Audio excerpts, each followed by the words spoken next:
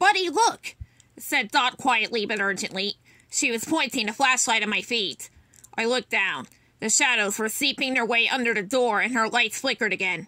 I pushed myself away from the door fast, tripping into the room and into Dot, who stumbled a bit.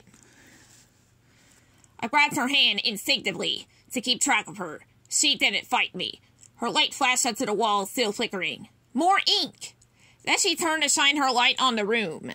Broken chairs and stands, instruments scattered all over the place, and ink. Ink everywhere. Can you hear it? She whispered. I can't hear it. I strained my ears to listen for the wet breathing, for the footsteps.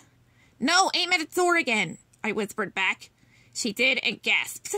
We both staggered back instantly, still holding on to each other. The black shadows were even longer and seemed to be reaching now. Almost like they were climbing up the beam of the flashlight, like fingers trying to grab us. Turn it off, I said in a panic. I could hear her fumble with the flashlight, and then there was a click. We stood there, in the pitch dark. The only breathing I could hear was hers and mine. I clenched my body tight, bracing myself for the shadows to find us, to wrap themselves around us. Nothing happened. What was that? Dot asked in a frantic whisper. It was a thing. It's a thing from the infirmary, I whispered back, trying desperately to answer and also not make a noise.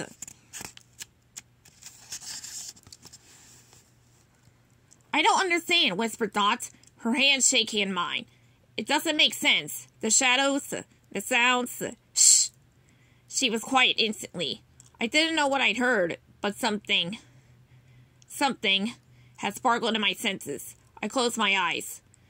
Even though it was pitch black, I closed my eyes, trying to hear through the darkness, as if the darkness itself was thick and muffling sound. So quiet. Too quiet. Do you think it's gone? Asked Dot. Crash. We both screamed. Turn on the light, I said. And there was a panicked movement from behind me as Dot fumbled with the flashlight. The beam was dim, so dim as it fell upon the floor. But there was enough to catch the figure covered in thick ink on the ground in front of us. Buddy! Gasped Dot.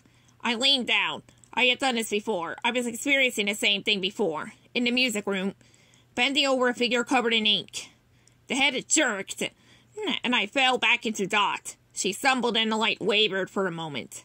I stared at the figure. It was propping itself up by its hands, its elbows bent, its shoulder blades protruding.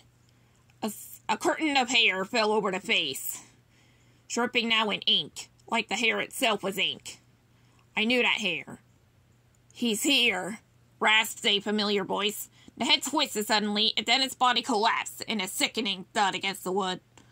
What is that? Asked Dot, her voice high and shaking. The violinist, I replied, barely able to get the words out. Who? I reached toward Dot. I needed the light. I needed it. I was in full panic, and all I knew was that he was here. It was here.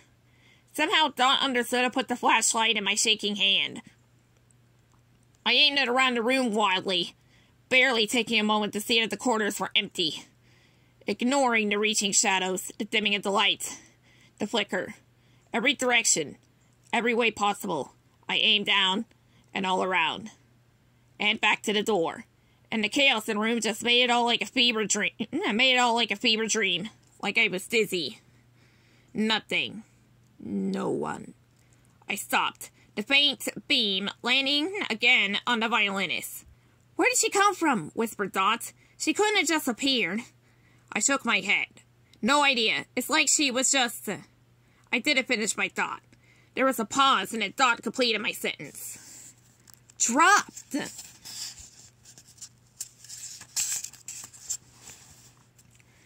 Slowly and with a deep intake of breath, I turned and I see the flickering faint beam up above us and looked around. Something wet, black, dripping.